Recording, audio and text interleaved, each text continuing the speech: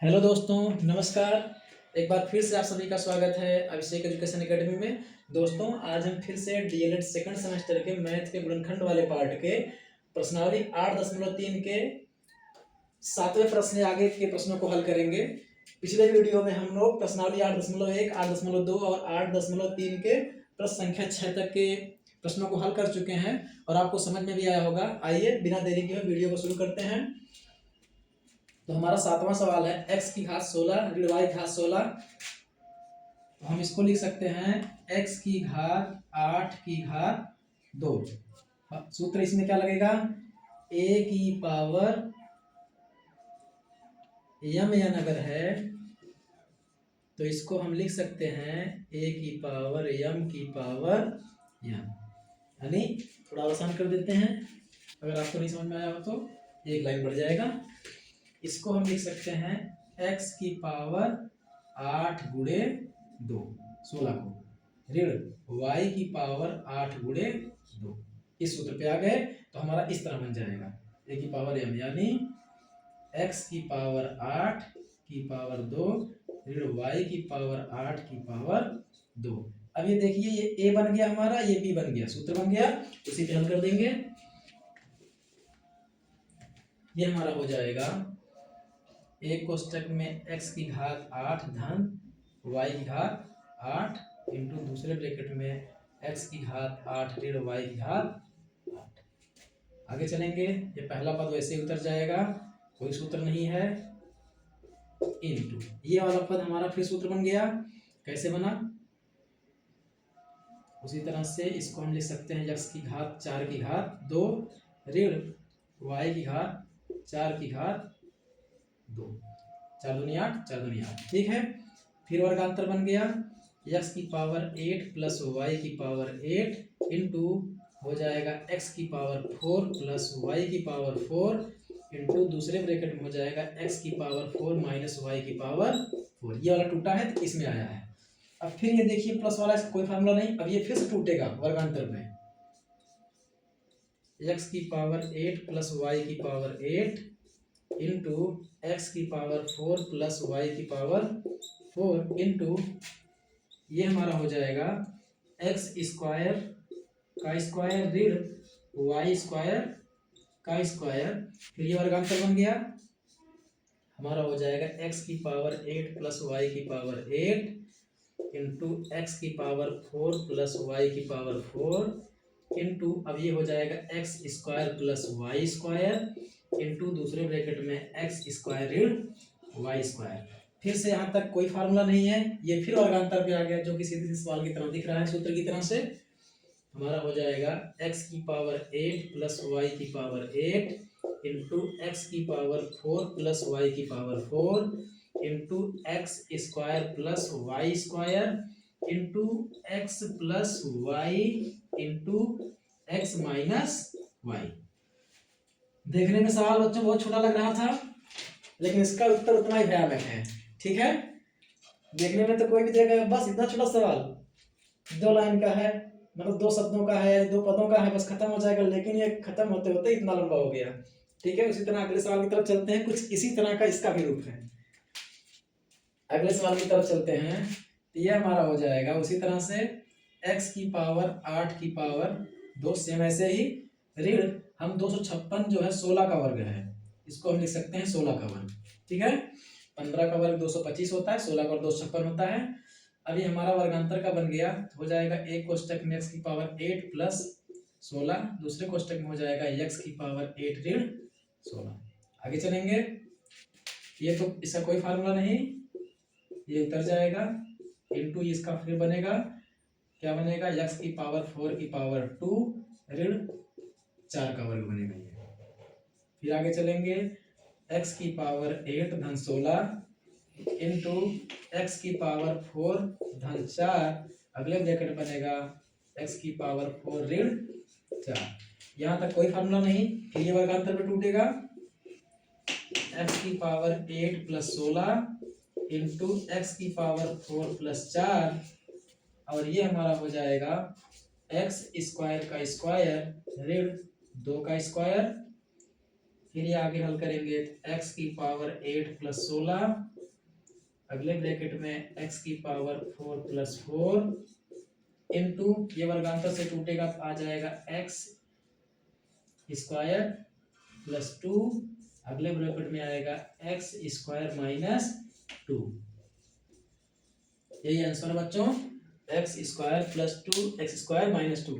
अगर चाहा जाए तो इस सवाल को एक स्टेप और हल कर सकते हैं। ये x square 2 minus x square minus 2 है, तो एक्स स्क्वायर तो ये वर्ग है, 2 को हम रूट 2 का वर्ग कर सकते हैं। ठीक है, यानी अगर एक थोड़ा देख लेते हैं ये वाला क्यों इतना स्टेप।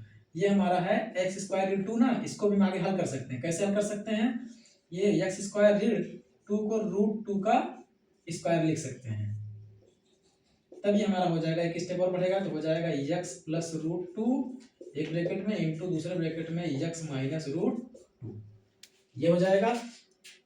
ये सवाल अगर बढ़ाना चाहेंगे तो एक स्टेप और बढ़ के यहाँ तक आएगा, लेकिन हम यहीं तक लगाएंगे, इससे आगे लगाने की जरूरत नहीं है, क्योंकि रूट इसमें है नहीं तो रूट में हल करने की जरूरत नहीं है, क्यों यहीं तक हल करेंगे।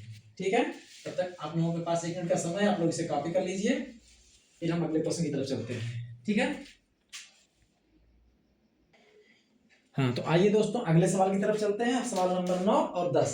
तो 9वें की तरफ चलते हैं। देखिए इसमें 4 पद हो गए हैं, तो हमें इसको सेट करना पड़ेगा कि इसमें ज्यादा कॉमन मिलते हैं। ठीक है, तो हम यहाँ देखते हैं ये पहला पद, 2 पद पहले साथ वाले नहीं मिलते हैं। जब इस तरह 4 पद दिए हों तो या तो पहला तीसरे से मिलता है, चौथे से मिलता है। ठीक, तो हमें सेट करना होता है कौन सा उभयनिष्ठ लेख हमें दोनों मिले, तो हम इसको पहले और तीसरे को एक साथ लेंगे।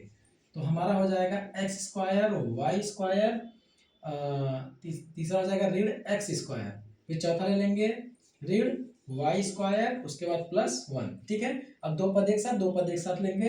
तो पहले 2 पदों में हमारा एक्स स्क्वायर उभयनिष्ठ है, तो एक्स स्क्वायर जब कॉमन लेंगे तो यहाँ बचेगा वाई स्क्वायर, यहाँ स्क्वायर कट चुका है तो यानी आएगा 1, यानी वाई स्क्वायर ऋण एकदम मिलता जुलता है, बस फर्क क्या है ऋण और धन का।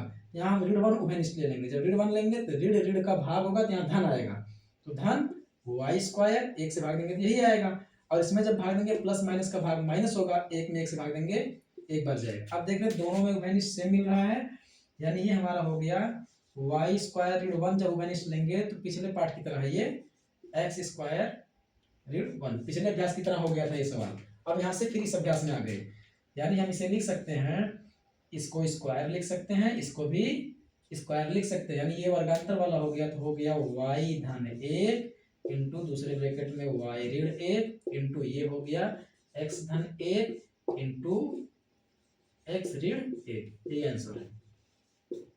ठीक है, जब ये आया तो एक स्टेप बढ़ा दें, नहीं चलो ठीक है, समझ जाना अपना। इसको उभयनिष्ठ लिया गया तो ये आया, फिर ये दूसरा ब्रैकेट में आया, हम 1 का वर्ग कर दिए, इसमें भी वर्ग कर दिए, तो ये हमारा इस फार्मूले बन गया ए स्क्वायर ऋण बी स्क्वायर, ए स्क्वायर ऋण बी स्क्वायर। तो ये टूटा हमारा ये और ये टूटा हमारा ये। ठीक है, अगले प्रश्न की तरफ चलते हैं, 10वें की तरफ। 10वें प्रश्न में देख रहे हैं घात 5 है और दोनों में एक्स वाई है। यहाँ एक्स की घात 1 है, वाई घात 5, यहाँ एक्स की घात 5 वाई घात 1, यानी यदि एक्स वाई कॉमन ले लिया तो एक्स इसमें से निकल जाएगा बाहर, वाई घात 4 बचेगी और यहाँ पे एक्स की घात 4 बचेगी, जो हमारा सूत्र बन जाएगा। यानी हम इसमें पहले एक्स वाई उभयनिष्ठ ले लेंगे, यहाँ बचेगी वाई की घात 4 ऋण यहाँ पे एक्स की घात 4। ठीक है, आगे हम चलेंगे एक्स वाई इंटू, इसे हम लिख सकते हैं वाई स्क्वायर का स्क्वायर ऋण एक्स स्क्वायर का स्क्वायर, वर्गांतर बन गया X Y into Y square धन एक्स स्क्वायर एक ब्रैकेट में इंटू वाई स्क्वायर ऋण एक्स स्क्वायर दूसरे ब्रैकेट में। पहले 2 पदों में कोई वर्गांतर नहीं है, X into Y into X Y into Y square धन एक्स स्क्वायर, और ये बन गया वर्गांतर सूत्र पे, हो जाएगा y प्लस एक्स, अगले ब्रैकेट में हो जाएगा y माइनस एक्स। दोस्तों यही आंसर है इसका। आशा करते हैं आपको समझ में आया होगा और बेहतर तरीके से समझ में आया होगा। 1 मिनट का समय है, कॉपी करिए, अगले प्रश्न की तरफ चलते हैं। आइए दोस्तों अगले प्रश्न 11 की तरफ चलते हैं। इसमें 11 में 2 सवाल दिए हैं, पहला और दूसरा। तो बिना लेट किए हुए पहले सवाल की तरफ चलते हैं, इसे वर्गांतर बनाते हैं। ये हमारा 11.5 ये 10.5 है, इसको हम कैसे हल करेंगे बच्चों। 11.5 को हम लिख सकते हैं 11 धन 0.5। अब जैसे यहाँ लिखा गया है वैसे यहाँ भी आना चाहिए, इंटू ये हमारा हो जाएगा 11 ऋण 0.5। इसका मतलब 11 में 0.5 जोड़ेंगे तो ये आएगा एक मिनट। हाँ दोस्तों, पावर चले जाने का थोड़ा इंटरप्शन आ गया था, उसके लिए माफ़ी चाहेंगे। चलिए आइए फिर से कंटिन्यू करते हैं। तो हम 11.5 को लिख सकते हैं 11 प्लस 0.5 और 10.5 को लिख सकते हैं 10.5 का मतलब होता है 10.5। 10.5 को 11 में से 0.5 का मतलब आधा है, 11 में से आधा घटाएंगे तो 10.5 आएगा। दोनों का मान वही है। अभी देखिए हमारा इस रूप में बन चुका है a plus B a minus B, मतलब 11 धन 0.5 11 ऋण 0.5। तो ये हमारा क्या हो जाएगा 11 का स्क्वायर ऋण 0.5 का स्क्वायर। ठीक, तो 11 का स्क्वायर 121 होता है, ऋण 0.5 का स्क्वायर 0.25 होगा। इसको हम घटाएंगे तो 121.00 ऋण 0.25 करेंगे, ये हमारा दोस्तों आएगा 120.75। ये आंसर है इसका। अगले प्रश्न की तरफ चलते हैं। यहाँ पे देखिए 0.789 गुणे 0.789, इसको हम लिख सकते हैं 0.789 का वर्ग।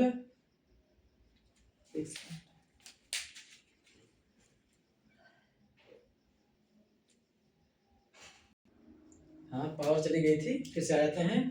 तो 0.789 गुणे 0.789 मतलब इसका वर्ग हो गया, ऋण 0.211 गुणे 0.211, तो इसका हो गया 0.211 का वर्ग, और बटे जो है उसको वही रहेगा 0.789 ऋण 0.211। ठीक है, अब ये देखिए फार्मूले बन गया, इस पे ऐसे हो जाएगा, क्या हो जाएगा 0.789 धन 0.211 एक ब्रैकेट में इंटू दूसरे ब्रैकेट में 0.789 ऋण 0.211 बटे 0.789 ऋण 0.211।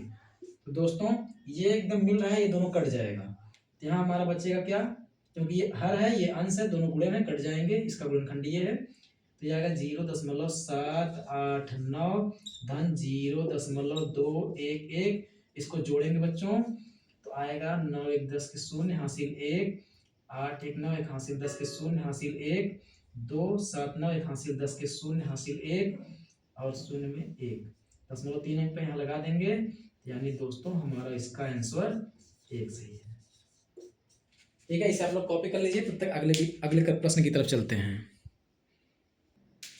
तो दोस्तों ये इस प्रश्नावली 8.3 का आखिरी सवाल है ब्रह्मा, सेम 11 के दूसरे सवाल की तरह एकदम सेम है। चलिए आइए बिना देरी के शुरू करते हैं। ये हो जाएगा 1.65 का वर्ग ऋण 1.35 का वर्ग बटे 1.65 ऋण 1.35।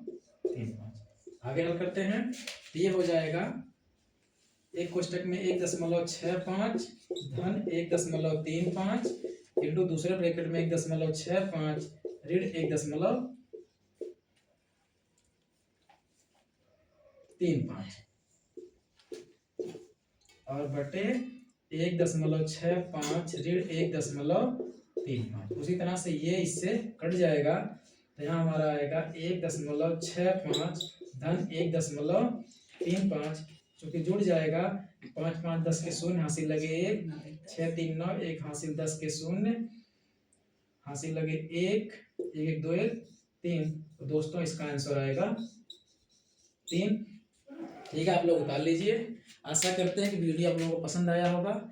बच्चों ये प्रिपरेशन एकदम एग्जाम की दृष्टि से हो रहा है, इसलिए आप लोग थोड़ा ध्यान दीजिए और अपने दोस्तों तक शेयर और लाइक जरूर करिएगा। ठीक है, अपने दोस्तों को शेयर भी कीजिएगा, और वीडियो पसंद आया हो समझ में आया हो तो लाइक भी कीजिए। कमेंट के माध्यम से आपको बताना चाहिए कि वीडियो कैसा आपको लग रहा है। ठीक है, वीडियो समाप्त करते हैं। Okay, bye bye.